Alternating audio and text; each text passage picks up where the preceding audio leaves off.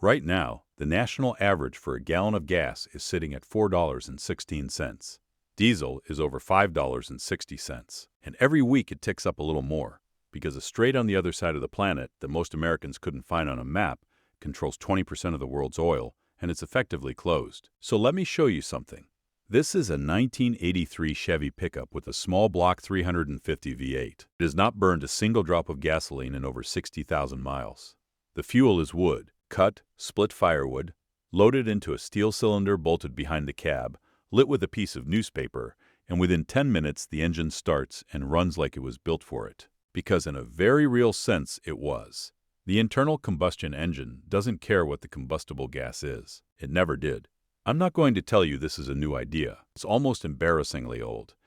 The chemistry was first used in the 1870s. Street lamps in European cities ran on gas made from wood and coal before natural gas pipelines existed. A man named Thomas Hugh Parker built the first vehicle to run on wood gas in 1901, and in the 1920s, a French engineer named Georges Imbert developed a compact wood gas generator that could be bolted onto a car or a truck and mass-produced. His design went into production in 1931, and then the war came. During World War II, the Allied naval blockade and wartime rationing cut off gasoline supplies across continental Europe. Countries had to find something else or stop moving entirely, so they turned to wood. Not as some fringe experiment, not as a prototype in a lab somewhere, as national policy.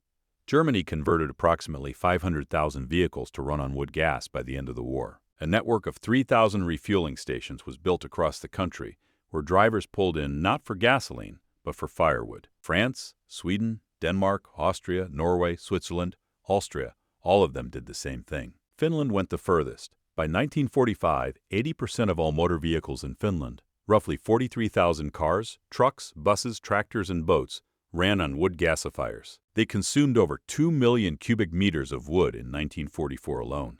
The entire country moved on trees. Altogether, more than 1 million producer gas vehicles operated during World War II. Buses, trucks, tractors, motorcycles, ships, even some tanks. Volkswagen Beetles rolled off the assembly line during the war with the entire wood gasification system built in from the factory. From the outside, you couldn't even tell. The gasifier was hidden inside the body. You refueled through a hole in the hood, and the moment the war ended, cheap oil flooded back in, and this technology vanished almost overnight. By the early 1950s, West Germany had gone from 500,000 woodmobiles to about 20,000. Within a few more years, virtually none. Not because it stopped working, because something cheaper showed up. That's worth sitting with for a second. An entire continent ran on wood. Over 1 million vehicles, factory-integrated systems, national refueling infrastructure. The technology worked at scale, under the worst possible conditions, in the middle of a global war. And the only reason it disappeared is that petroleum was more convenient, not better. Not more reliable, more convenient. Now let me explain the chemistry, because once you understand what's actually happening inside the gasifier, you'll see why it works in any engine. A wood gasifier is a sealed steel chamber. You load it with wood chunks, wood chips, or charcoal. You light a fire inside and restrict the air supply. Not enough oxygen for full combustion. The wood doesn't burn in the way you're used to. Instead, it goes through a process called pyrolysis. The heat breaks the wood down into its component gases. What comes out is called producer gas, sometimes called syngas. It's a mixture of roughly 20% carbon monoxide, 14% hydrogen, a small amount of methane, and the rest is mostly nitrogen and CO2. The carbon monoxide and hydrogen are the important parts. Both are combustible gases. They mix with air, enter the engine cylinders, compress, ignite, and push the piston down exactly the way gasoline vapor does. The engine doesn't know the difference. It doesn't need to. A piston doesn't care about the brand name on the fuel. It cares about expanding gas. That's why almost no engine modification is needed. During World War II, mechanics converted vehicles in days, changed the air intake to accept gas instead of liquid fuel, add a mixing valve, sometimes a different carburetor jet. The engine itself stays stock. The Chevy 350 I mentioned earlier runs a Corvette intake manifold and a different camshaft. That's it.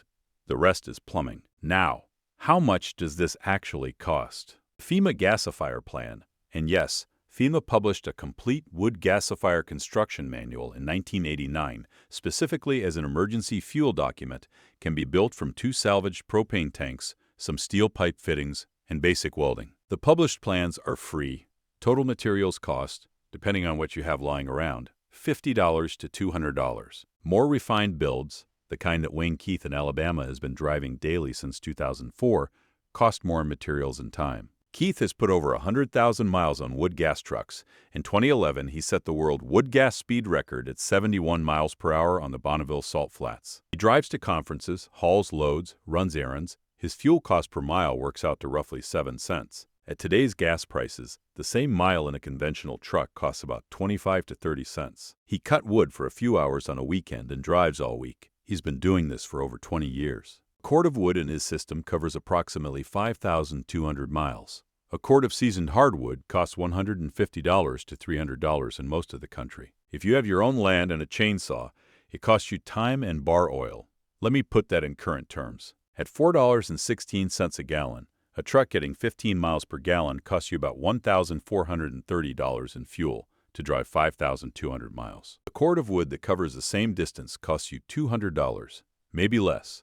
That's a savings of over $200 per cord. And if gas keeps climbing, which it probably will for the next several months according to the EIA, the gap gets wider every week. Now, fair warnings, because this is not a video that pretends everything is perfect. Producer gas reduces engine power output by about 35 to 50%.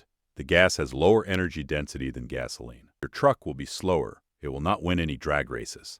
At highway speeds, you're looking at 60 to 70 miles per hour comfortably, not 85. For most daily driving, hauling, farm work, getting from point A to point B, that loss is entirely livable. During the war, entire economies ran at that reduced power level and functioned. Startup takes 5 to 10 minutes. You don't jump in and go, you light the gasifier, wait for it to reach operating temperature, and then start the engine. That alone filters out a huge number of casual trips, which, honestly, isn't a bad thing. You lose cargo space, the gasifier unit, the cooling system for the gas, and the filtration system take up room. In a pickup bed, it's manageable. On a compact car, it's awkward. This technology favors trucks, larger vehicles, tractors, and stationary generators. Big one. Producer gas is roughly 20% carbon monoxide. Carbon monoxide is odorless and lethal. A leak in the piping inside a closed vehicle is genuinely dangerous. You need a CO detector in the cab. You do not park a running gasifier vehicle in an enclosed garage. You treat the system with the same respect you treat any fuel system, which is to say, seriously. Every civilization that used this technology understood this. The FEMA manual addresses it. It's not a reason not to build one. It's a reason to build one properly. The ash has to be shoveled out regularly. The filters need cleaning. Tar can build up in the lines if your gasification temperatures aren't high enough. It is more hands-on than turning a key and pulling away. But the hands-on part is not complicated. It's maintenance. The kind of thing anyone who's ever run a wood stove or a chainsaw or a tractor already understands. Here's what I keep coming back to. In 1957, the Swedish government funded a national research program to prepare for a rapid transition back to wood gas vehicles in case of a sudden oil disruption. Sweden has no oil reserves. It has vast forests. Volvo participated directly. They tested vehicles over 100,000 kilometers. The FAO published the results in 1986 as a reference document for the rest of the world. Sweden looked at this exact situation, a world where oil supply gets suddenly cut off, and their official national emergency plan was wood gasification. Not hydrogen, not batteries, not solar. Wood, because the fuel is already standing in the forest, because the engines already exist, because the conversion can be done in days with hand tools and scrap metal, and because it had already been proven at continental scale within living memory. That FAO document is still available online. The FEMA construction plans are still available online. The engineering is settled. The chemistry is 150 years old. A man in Alabama has been driving on it for 2 decades. A guy in the Netherlands built a clean stainless steel system on a Volvo 240 that cruises at 68 miles per hour. A Dutchman named Joost Koninge drove across Europe on wood gas, and when he ran low, villagers gave him firewood from their yards to keep going. The reason this isn't on your radar has nothing to do with whether it works. It works. It has always worked. The reason is that the global petroleum industry does approximately $4 trillion in annual revenue, and a technology that lets you drive on something you can pick up off the ground in a forest doesn't have a lobbying budget. Now, I'm not telling you to go weld a gasifier onto your daily driver tomorrow morning. What I am telling you is this. If you heat with wood, you already have the fuel. If you have a generator, A wood gasifier can run it during a prolonged power outage on fuel you can cut from your own property. No supply chain, no grid. No waiting for a tanker truck that might not come. If you have a farm or a homestead with equipment that runs on gasoline or diesel, this is a conversion that pays for itself within months at current fuel prices. The most practical first build for most people is not a vehicle. It's a stationary gasifier running a generator. You can power a house off a 5,000-watt generator fed by a wood gasifier built from the FEMA plans. Your fuel is whatever hardwood you have access to. Your ongoing cost is labor and a sharpened chain. And for the truck, the tractor, the actual vehicle conversion, it's there when you're ready. The plans exist. The community exists. DriveOnWood.com has been running a forum for years where builders share designs, troubleshoot problems, and post their mileage logs. This is not theory. These are people driving to work on Tuesday morning. 1 million vehicles ran on this fuel 80 years ago. The technology didn't fail. It got deliberately forgotten because cheap oil made forgetting easy. Oil is $4.16 a gallon today. Diesel is $5.60. And a cord of wood is still $200. The math hasn't been this obvious in a long time. That's it for today. I hope you learned something worth knowing. I'll see you in the next one. Take care.